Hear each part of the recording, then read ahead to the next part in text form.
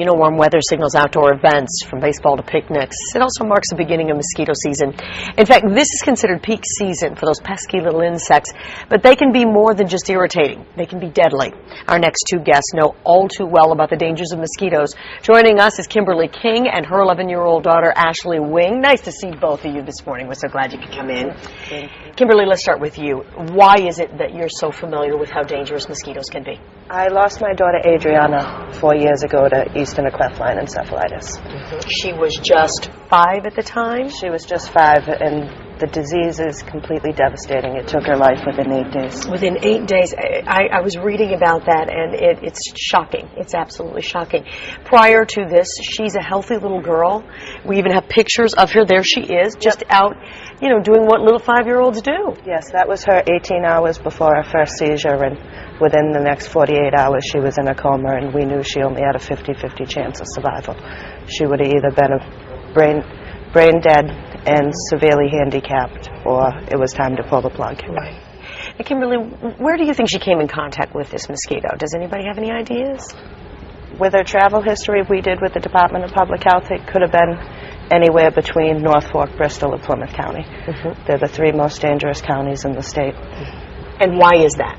Plymouth County and Bristol County have the highest virus activity, and North Fork follows shortly behind, and Plymouth County has the highest mortality rate for West Nile and Tripoli. It's such a scary thing because it can happen to anyone. Yes, it can. I mean, you guys are proof. That is for certain. Now, Ashley, honey, you were how old when Adriana got sick? 7. You were 7, so you clearly remember her. And you probably were outside playing just like she was, right? Yep. Yeah. Now, you go around and you talk to kids about this at this point, don't you? Sometimes, not always. Not always. Well, I understand that. What kind of advice do you tell other young people about this?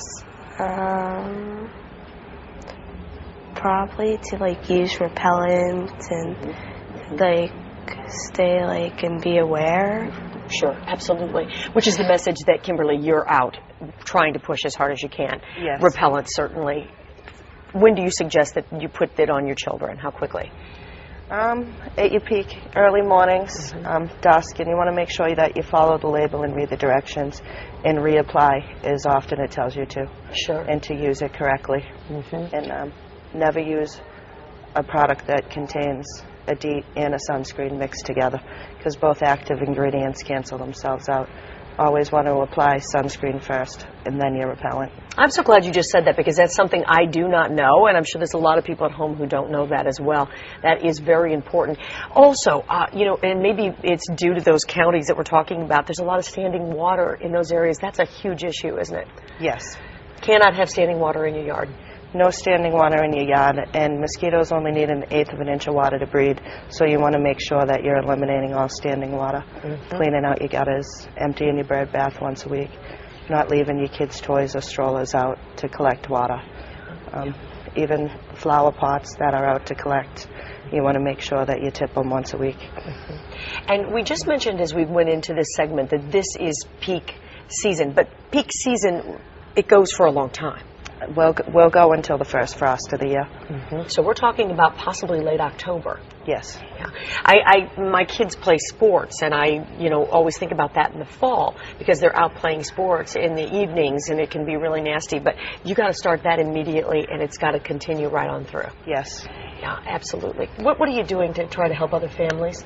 I work with a lot of the families. I know a lot of the victims and the survivors. We do educational forums together, use each other as support groups. And since this and the nonprofit, I also took the commissioner's position for Plymouth County Mosquito Control. Good for you. And that's the next thing you're leading me into, and that is mosquito control. Can people contact authorities in their county and say, we seem to be having an infestation? Yes. You can call and have a spray request. It's a nuisance request. And they'll come out and they'll also dip if you have standing water. If you ask, there's 9 different projects in Massachusetts. And unfortunately in this state, not every town belongs to a mosquito control project. So if you're not a member town, we can't do your spray request. You can't do anything about it. But Let's just run through it very quickly again here because we're running out of time.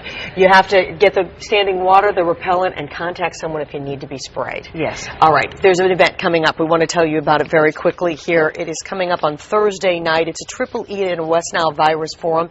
It's Thursday night, 7 to 9 at the Whitman-Hanson Regional High School. For more information about repellents and mosquito control around your home, you can visit PlymouthMosquito.com, or you can log on to our website. It's myfoxboston.com for contact information for mosquito control districts in your area and whether you can have your home and your community sprayed. Ladies, thank you very much.